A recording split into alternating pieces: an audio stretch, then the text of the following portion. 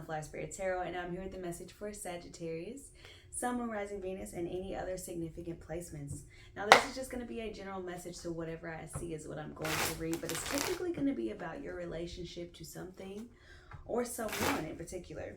All right, spirit guides, benevolent ancestors, guardian angels, those that come to us in and through unconditional love only.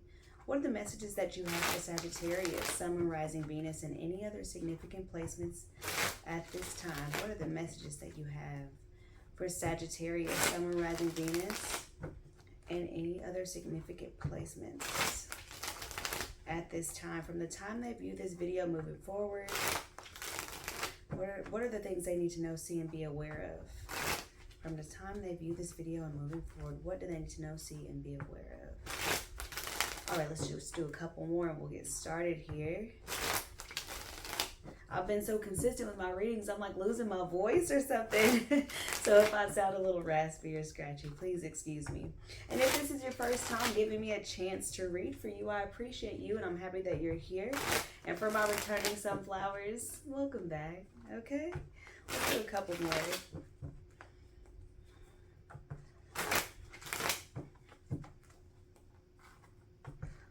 All right, that should be good. All right, comfort, confirmation, clarity, whatever Sagittarius needs at this time. Let's give it to them, Spirit. 9 cards. First card out is the 5 of Chalices, 5 of Cups. It is a card of loss, but it's not always involuntary. Sometimes it's about releasing that which no longer serves you. We also have the 7 of Cups. Maybe letting go of something from the past, so that you can open up your options for the future, so that you can experience something new, something different. We got the 3 of Cups, the 6 of Wands, the Princess of Swords, the 3 of Swords, the Empress, the Prince of Pentacles, and the Princess of Chalices. We got the 2 of Pentacles as the overall energy. Let's clarify this 2 of Pentacles for Sagittarius before I get too deep into it here.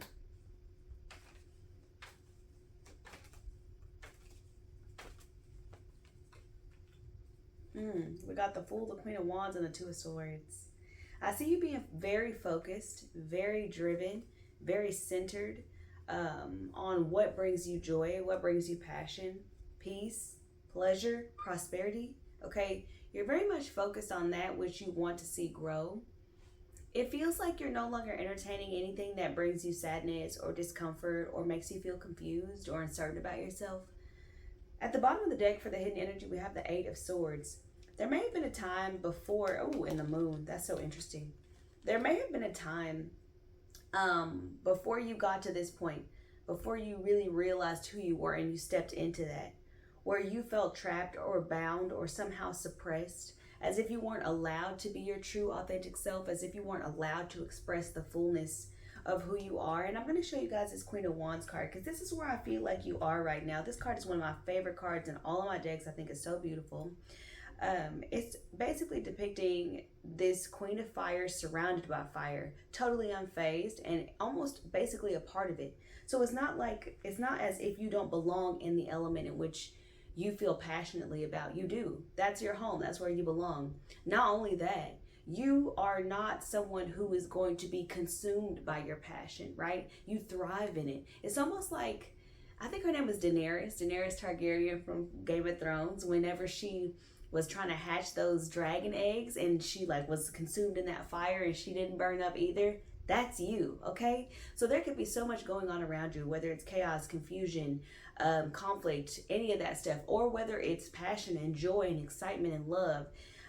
I feel like you thrive in environments in which you can fully express yourself and where you can be the fullness of your being, where you don't have to hide from anybody, where you don't have to pretend to be somebody that you're not, where you don't have to always monitor everything that comes out of your mouth, okay? Because I know Sagittarius can't be blunt, okay? And not as much tactful as they are blunt, but you know, the truth is the truth, right? I see you being somebody who's right now and in this moment, not afraid to hurt people's feelings, not afraid to cut ties, not afraid to say no, not afraid to enforce your boundaries, and you're not afraid to break hearts. You know what you want out of life, you know who you are, and you know what you need to do to get it, okay? And you know the version of you that you have to be willing to step into to accomplish the things that you're trying to accomplish right now. And it may not be anything tangible. It could just be wanting to feel like your most authentic self. And even if it is tangible, like pursuing a certain career or a certain goal or a certain kind of relationship, I don't see you being surrounded by anything currently that fulfills you or makes you feel as if you have reached the pinnacle of your being. Do you know what I'm saying? So let's talk about this Five of Cups. Oh Lord, the devil and the Five of Swords. The devil here, we got Capricorn energy. We also have the Empress on the spread, which is Libra and Taurus energy. So we have the devil and the Five of Swords. This is what you're leaving behind. Anything that makes you question yourself, doubt yourself, anything that brings fear or uncertainty into your life, you're releasing addiction or addictive behaviors. You're releasing any kind of vices that you might have. You're specifically releasing anything that's been holding you back or anything that's been keeping you subjugated or keeping you submissive to it, keeping you suppressed in its presence. I just feel like if it's not good for you, look at this Five of Swords. The Five of Swords is the ultimatum card in this deck. And it's basically saying, are you in or you out? But kind of how I'm seeing it right now is if you're not good for me, if you're not helping me on my path, if you don't benefit my life, you got to go. You can't be here. Because either at this point, I feel like you feel so serious about your growth right now. It's like either you're with me or you're against me. Okay. So either you're going to be a distraction or you're going to be a support. Either you're going to be a helping hand or you're going to try to tie me down. And you don't have time for it. You don't have time for that. Five of Pentacles at the bottom of the deck.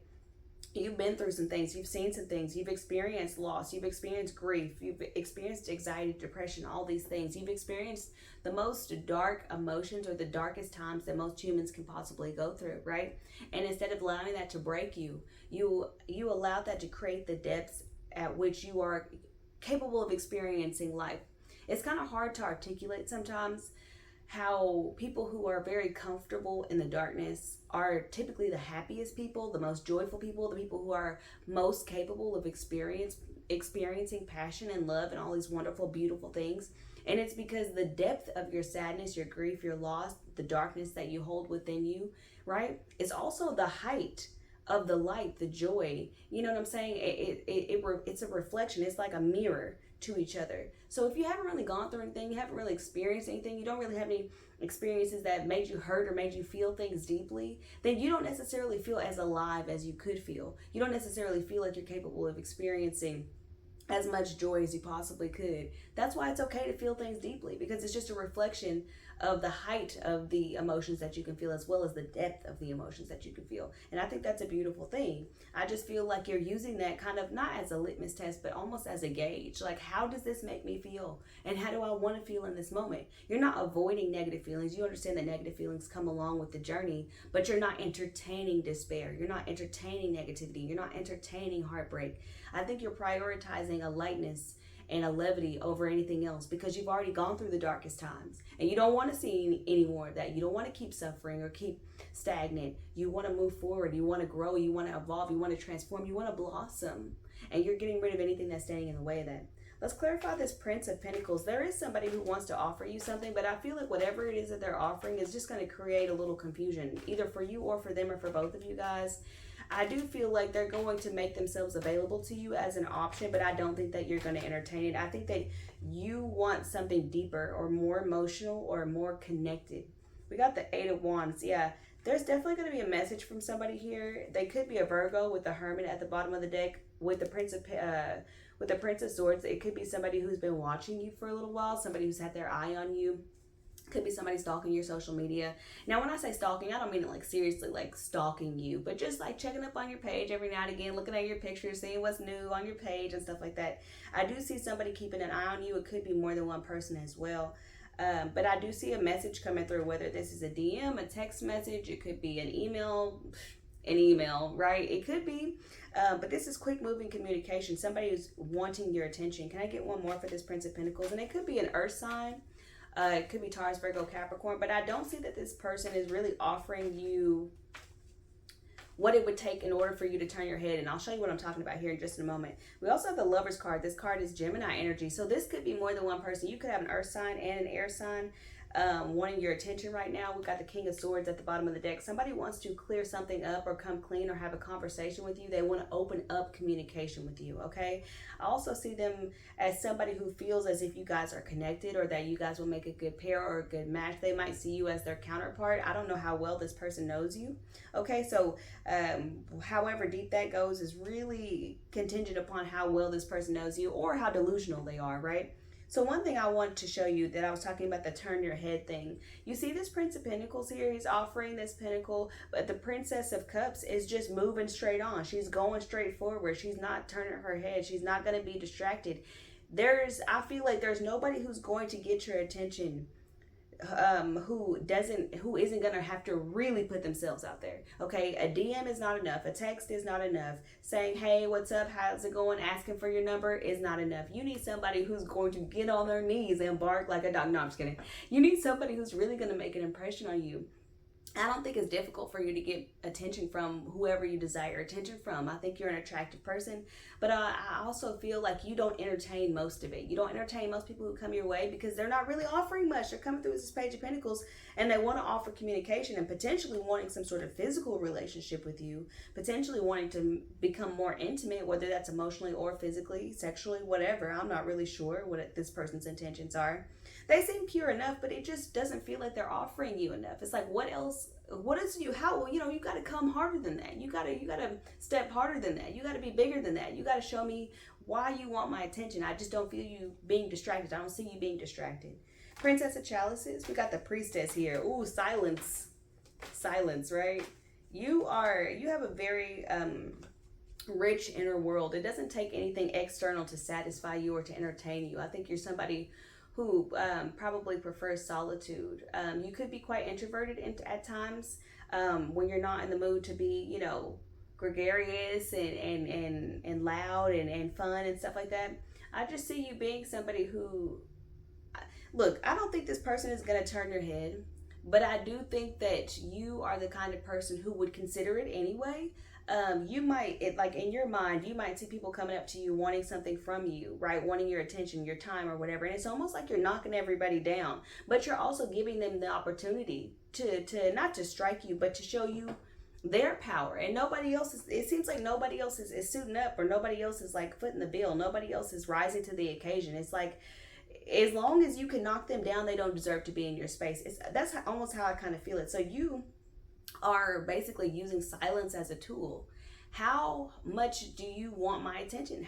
What are you willing to do to get it? What are you willing to do? You understand? Kiss It Better by Rihanna just came to my head. What are you willing to do? You're looking for somebody who's really going to inspire you, somebody who's really going to touch your heart. 8 of Pentacles at the bottom of the deck. And you're also looking for somebody who can maybe contribute to the path that you're already on. You're not necessarily looking for a pet.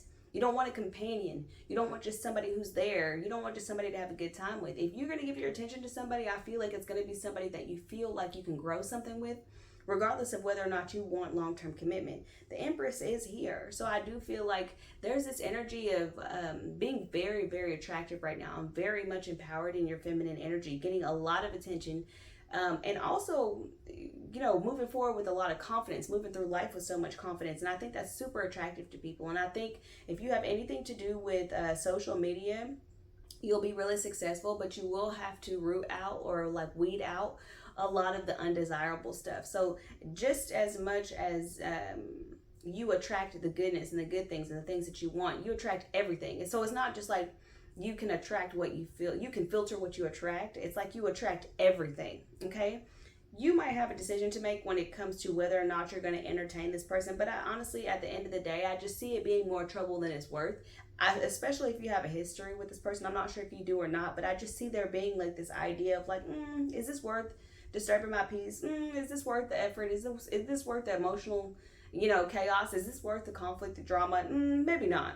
I feel like anybody who you might feel might bring in drama into your life, they want your attention. They might be cute. They might have money. They might be successful in their own right. But it's like, I don't really have time for this. This is not really what I want. I just feel like somebody's really going to have to stand out in order to capture your attention. Let's clarify this 3 of Swords, though, because somebody does feel heartbroken behind you deciding to move on and you not really entertaining them very much.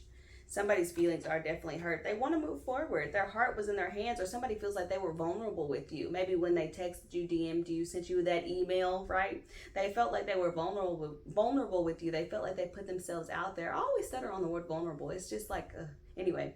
They feel like they put themselves out there and they didn't get anything back, like they didn't get anything in return. Like, hey, here's my heart. You know, do you want it? And you were just like, you know what I'm saying? Like it's that kind of energy. And it's funny because it's not as if you're trying to hurt people's feelings. It's just that you don't see the need to entertain anything that's not actually what you want, okay? And I wouldn't recommend leading anybody on anyway. Being nice for the sake of being nice is not helpful to anybody. It's not helpful to you. It's not helpful to them. It's not helpful to furthering whatever goal that you guys have. Sometimes I feel like ignoring people is just easier because it's just like, look, I don't want to waste your time and I don't want you wasting mine either. I've seen what I needed to see and it's a no. All right, let's clarify the Princess of Swords here before I let you guys go. We got a few cards. We got the Moon, we got the Eight of Swords, and we got the Sorceress. What this tells me, and I'm gonna hold the Sorceress up here. Ooh, you are so connected to your own inner sense of purpose, and you are thriving by following your own will, okay? And it's almost like if I don't desire it, it will not come to pass. It will not come to be. Because if I don't want it, I'm not putting my magic towards it. I'm not putting my energy towards it. My intentions are not going to be to bring life to this thing that I don't actually want. You don't want anything that feels like a trap. You don't want anything that feels like a setup. You don't want anything that might make you feel as if you don't have any other options. You're not committing yourself to anything right now unless it stands out to you and shows you exactly why it deserves your love, your intention, and your attention. You're not really giving too much right now. You're pouring into yourself. You're trying to work on creating the life that you desire, or you are working to create the life that you desire. And I just don't think that you're quite emotionally available enough to really entertain anybody who's trying to offer you anything right now. There might be people inviting you out on dates, offering you flowers, wanting your number, that sort of thing, sending you DMs and all of these lovely things, right? People who are saying, hey, I want your attention. I want your attention. But until it comes from somebody that you feel like could actually make a greater impact in your life, I don't think you're entertaining it. I don't think it's worth your time. And I don't think it's worth the emotional stress, strain, or the drama. All right, Sagittarius, this is what I have for you guys. I hope that this was helpful or enlightening in some way. Like, share, comment, subscribe, all that good stuff. And I will be with you next time.